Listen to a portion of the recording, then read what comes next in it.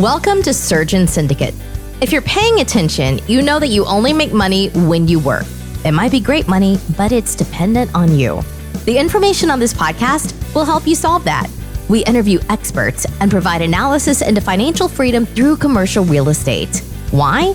To help physicians like you thrive. Let's dive in. All right. Our show today is sponsored by Fortress Capital, a private equity company that I founded to help physicians build passive income through commercial real estate. Being a physician is a high-stress job, and building passive income streams is key to not feeling trapped in that job. Build your financial fortress with Fortress Capital. All right, today we have Ash Patel on the show. Ash left a corporate career 15 years ago and has been a full-time real estate investor since. Ash is one of my favorite people. So, Ash, tell me a little bit more about yourself. Man, I've made every mistake you can imagine, including having a 15-year career in the corporate world that I never really enjoyed, right? You look, a lot of doctors, my wife's a physician, they're in the same boat, man. Once you're committed, you're committed. And you can't just pull the plug halfway through, right? I mean, you went through all that schooling, all that training. My degree was in computer information systems. I was set to be an IT person and never really enjoyed it, man. So kept starting a side hustle one after another. Some worked, some didn't. And then I finally found commercial real estate back in like 2009 and found my calling. Right? So took the longest road possible to get there, finally got there, and absolutely love commercial real estate. I think it's important thing is you say you took the longest road possible, because when somebody who's coming down the road, it always feels like everybody you see that you're trying to be like, they've either been there for forever or they must have gotten there fast. And so it's great to hear that it was a struggle for other people. And getting there can be tough. Go ahead. You had something. Yeah, and getting there was half the battle. And then all the mistakes that I made in commercial real estate was just a whole nother plethora of lessons learned, right? Yeah. So when the mistakes, I think, is a hard part for physicians, because you become risk averse and you're not supposed to ever make mistakes. And so you start looking to do something else. And there's a huge fear of mistakes. What can you tell people about those mistakes? Is there a good way to avoid them, or some of them things you need to make? Yes. And a lot of my very, very close friends are physicians, friends of many, many years. So I know a lot of their mindsets. I've helped a fair number of them overcome some of those. And really, fear, I think, plays a big part of it. The righteous path that you guys are on, guys and girls are on, it's hard to just be like, you know what, I'm going to try something else. I mean, your identity is a physician, right? Your identity is whatever specialist you are at social circles, gatherings. That's who you are. Imagine saying, I'm going to try my hand at this real estate thing. Wait a minute, like 20 years of your life you dedicated to being a physician. Now, all of a sudden, you're not sure. They're going to think something is wrong with you, right? So do what I did when I was in the corporate world. Start it as a side hustle. Educate yourself, right? Know that there's more out there. And the biggest mistake that high net worth business owners, physicians, attorneys, W-2 people make is they have somebody else entrusted with their life savings, their money. I can't tell you how many of these friends of mine, when I ask them, hey, are you in the stock market? What do you do? Yeah, I got a guy. Who's your guy? Now, my dad used that guy, so that's my guy now. Okay, how's he doing? Yeah, I think he does pretty well. How'd he do last year? No, I think he did you have no idea. These people have no idea, right? And for some reason, these very highly trained, highly skilled individuals don't take the time to educate themselves on how to manage their money. Now, financial literacy is a big thing that's thrown out there. That's like balancing a checkbook, right? I'm talking about managing wealth and growing money. For whatever reason, we've entrusted that to other people for so long, and we think that they do a better job than we do. We think maybe they have access to mutual funds, investments, startup, whatever that we don't have access to. And it's not until you actually turn back the pages, dive into a little bit, you realize, oh my God, I can do this myself. I can figure this out. Right? Yeah. Yeah. That was, I had my money was managed by a professional money manager, and I got tired of it. I'd look when the stock market was going way up and I'd get my things. I'm like, wow, let's see how much money I got now. And it went up like half as much as the S&P. And you start digging in, and there was a fee for this and a fee for that. None of those fees seemed big for each one of them, but they added up. And that was kind of where I started looking. So when you started out, just tell us a little bit about your story of how you got into commercial real estate. Yeah. So I was so desperate to find tax write-offs, right? Went into my CPA's office year after year, and my wife and I were both high earners, W-2s. And I said, hey, what can we do to offset some of these taxes? And this grumpy old guy just mumbles, and he's like, if you make it, you got to pay it. And I'm like, come on, man. Like, you read about all these exotic offshore accounts and crazy investments. Are you telling me like there's no way out of this if you're a W-2 employee? So I started doing research on my own, and I've always seen and heard that real estate is a good way to offset taxes, right? Didn't understand how that all works, but okay, cool. Nothing else has worked. So let's go buy something. I bought a mixed use building in a college town. And Mike, this is how dumb I was at the time. I bought it because there was a grocery store / beer store on the first floor.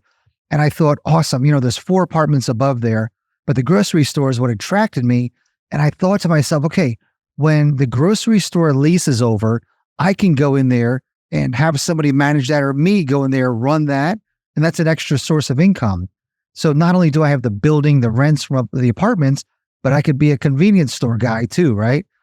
And that was my intention. So I went in there, rehabbed the apartments, and one day unclogging a tenant's toilet, look out the window, the rooftop of the store was out the bathroom window, and I could see an HVAC company replacing all the outdoor rooftop units.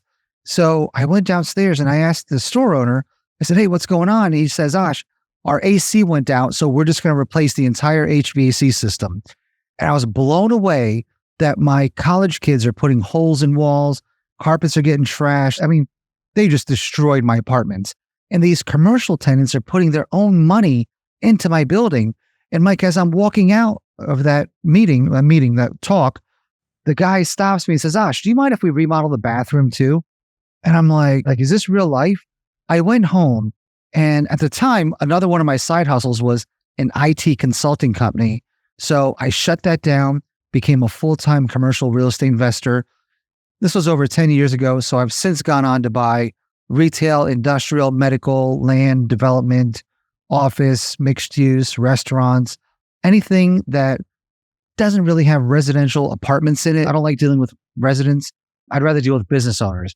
So full-time commercial real estate investor for over 10 years. I think it's a scary thing because everybody's rented an apartment. So it makes sense to like, oh, I can do that. I can rent it to somebody else. And the step into things you've never done is a lot scary because you feel like you don't understand it. How did you get into industrial and warehouses and those types of things? Great question. I saw what I thought could be a great deal and dove in, made a lot of mistakes, didn't really lose money, but just could have shortened the learning curve had I reached out to more people for help. But at the end of the day, commercial real estate isn't terribly difficult, right? I'm very risk averse, but I also want to chase super high returns. So the deals they're not like the residential or the multifamily folks where they turn and burn deals left and right. Our deals are maybe, now they're more often, but at the time, maybe 2 to 3 deals a year. And that was with hours and hours of searching. Today, we've got a whole team, a company built out. So we maybe do a deal every month or two. But initially, it was just learning as I went on, right? And initially, look, I would buy $200,000-$300,000 retail buildings or flex space buildings or industrial buildings. A big one in the first few years is a $600,000 strip mall, which I sold for $1 million 1 year later. but it was starting small. And in hindsight, that was a mistake. Should have gone bigger, faster, should have built out a team earlier. A lot of mistakes that I've made, but they're all lessons learned. But, back to your question on why not play it safe? You would have thought that with residential, right? And look at housing prices now, look at demand. The multifamily scene is imploding. For many years, that was a source of stable income. Invest in multifamily. Everyone needs apartments, shortage of workforce housing. All these metrics seem to be in your favor. How can anything go wrong? Well, what went wrong were these operators were all following the same playbook where you buy apartments, you raise money, and you do variable rate interest loans. Interest rates are low. Matter of fact, they're going lower and lower until they're not. And now that they're not, that whole investment thesis is imploded. Many multifamily operators have paused distributions, and now they've gone as far as doing capital calls, and we're starting to see operators walk away from deals because there's no other option. So investors who once thought that these were safe assets are losing all of their capital, right? So look, we just came from a multifamily conference a few months back, and the theme at that conference was survive till 25. Well, like in commercial real estate, we're thriving, man. We're not surviving, right? We're still making some killer deals. Yeah. Well, so I talked to other docs, and I was talking to one about a strip mall deal we were looking at, and I hear a lot. They go, oh, retail, strip malls, what about Amazon? Isn't everything online? What do you have to say to that? First, I would find out if they own or lease their building or if they're an employee. If they lease their building, who are they writing a check to every month? And how much is that landlord making, right? This is the same conversation I've had with a bunch of franchise owners, national franchisees that for years would write a very hefty check to the strip mall owner, and they operated their business. They worked their ass off. Strip mall owner sits back, collects a check every month. And when it finally clicked with these business owners, a lot of them transitioned into offloading their franchises and becoming commercial real estate landlords. But look, the Amazon effect is real. The big box stores have already suffered. Bed Bath & Beyond, Toys R Us, JCPenney, already a lot of casualties, right? But retail, believe it or not, is the healthiest as it's ever been. Since 2004, the CBRE started recording a metric on retail vacancy. It's at 6%, the lowest it's ever been recorded at. So yes, the headlines love to talk about big foreclosures and malls shutting down. But if you actually do a search for commercial real estate news or retail news, you'll see a lot of health out there, right? Ross stores, expanding a couple hundred stores. I think Dollar General, if I'm not mistaken, they're adding like 800 stores this year. There's a lot of expansion going on. But still, don't be a believer in that. Just look at where you live, right? The suburbs that you guys are in. What's happened post-COVID? Everything is moved out to the suburbs. Before, the newest bars and restaurants opened in city centers and metropolitan downtowns.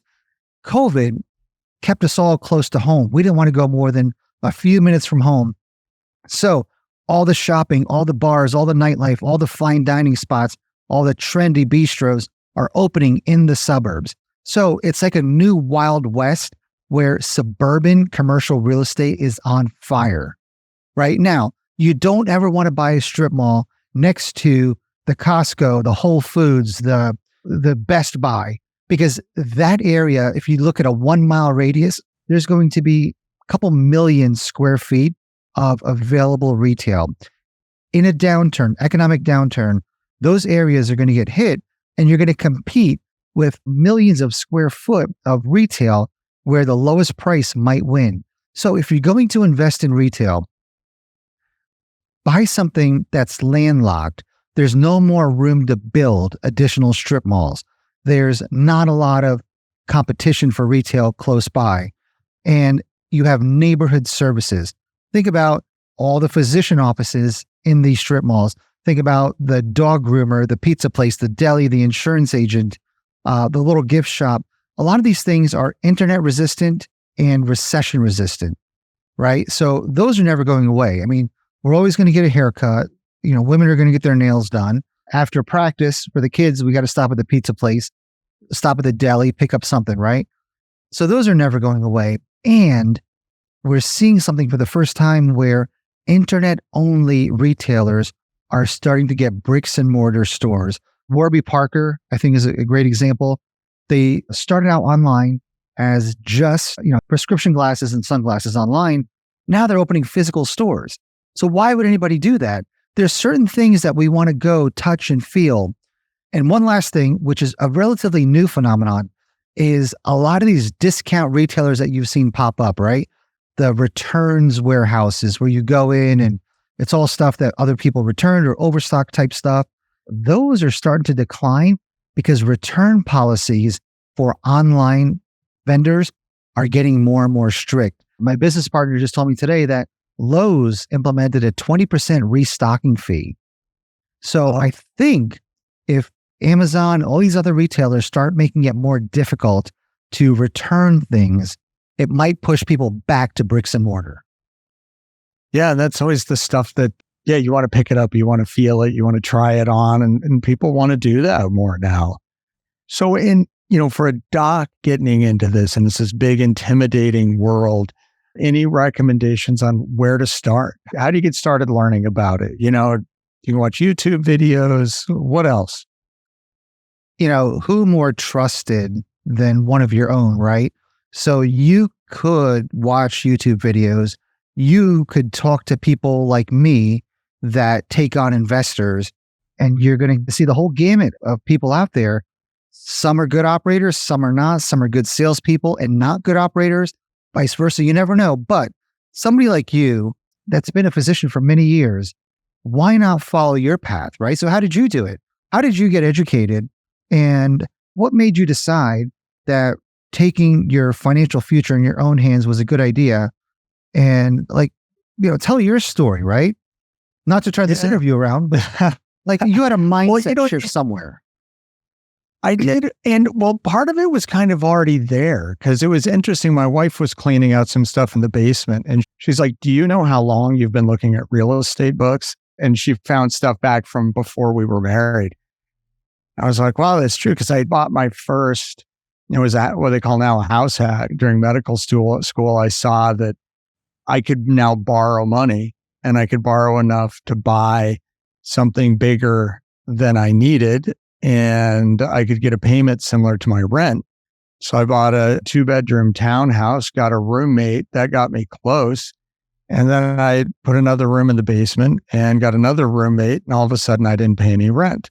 And, then we did when I started residency, we bought a 100-year-old half duplex that was a wreck and did a basic remodel on it and sold it at the end of the year for twice what we paid for it. And then it all kind of went away because I got busy as a doctor. And years later, we were moving and we couldn't sell our house because it was like 2009. And we tried renting it. And that was the one where we made the mistake and got a really bad tenant, never paid rent, had to take him to court to get him evicted. And that scared me for a while.